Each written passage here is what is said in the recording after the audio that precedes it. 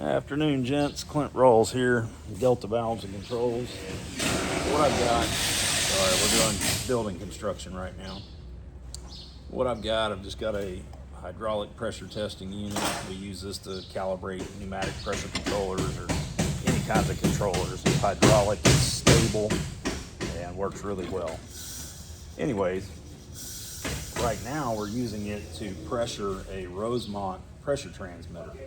And this is a non-smart pressure transmitter. It's calibrated 0 to 100 psi.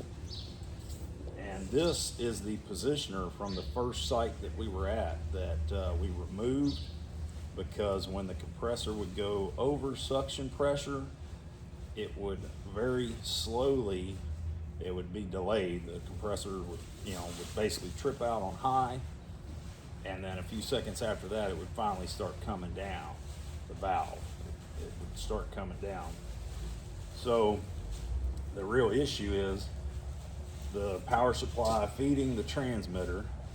The output of the transmitter would be going to y'all's Logix or your ABB control panel, and then coming back feeding the smart positioner.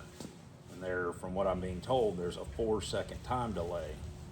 I've heard that those time delays can be tuned down, dampened from the transmitter and the computing time at the Logix or the ABB control panel to about 2 seconds at best.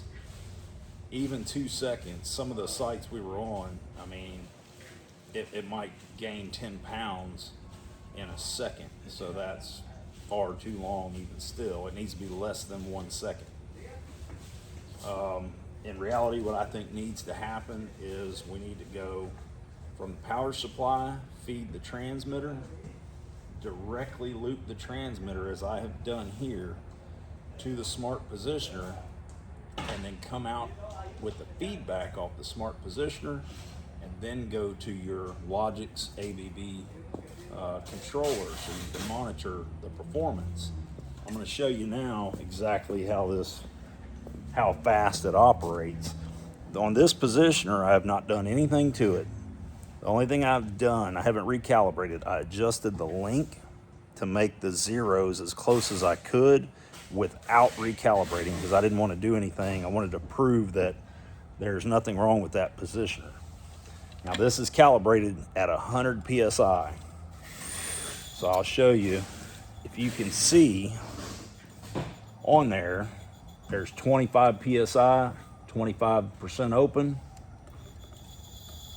There's 50 psi, 50% open. 75 psi, 75% open. And 100 psi, 99.5% open.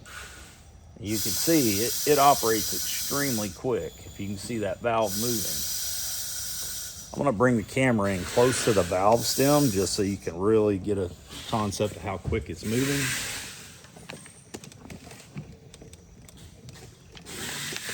Tilt this thing up. There we go.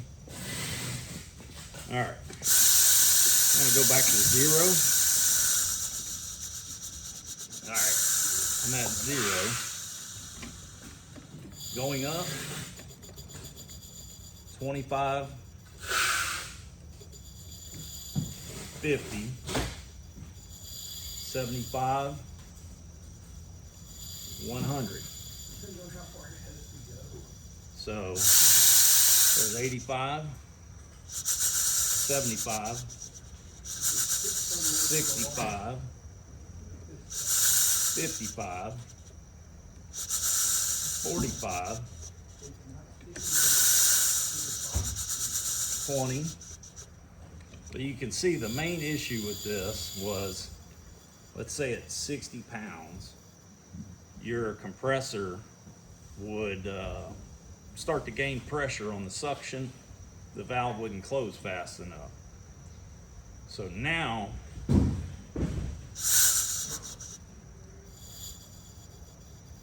all right, I'm at 60 pounds perfectly. I'm gonna go to 55. See how fast it moves? It's 55. 55, I'm gonna go to 50, right, 1, 2, 3, now. right. So anyhow, fellas, I hope you get the concept I'm trying to put out here, but in order to get accuracy and speed similar to the pneumatic pressure controller, you know, it has no sensing, no nothing that goes out. It literally just, as soon as the pressure exceeds, it starts to control. That's why they work so well in that system versus the smart. But if we eliminate going to the panel, to the logics, and then back out to the positioner, and then just send the feedback from there to the panel so you can have a graph and see what the valve's doing, you're going to be much happier. It's going to maintain pressure, I believe, perfectly, especially if the valve is sized properly, which a lot of those valves seem like they were. Maybe that 6-inch might have been a little undersized because it had a tendency to go wide open, but it sounded like we had some adjustment at the second site for that. Anyhow, let me know your thoughts, and yeah, appreciate it.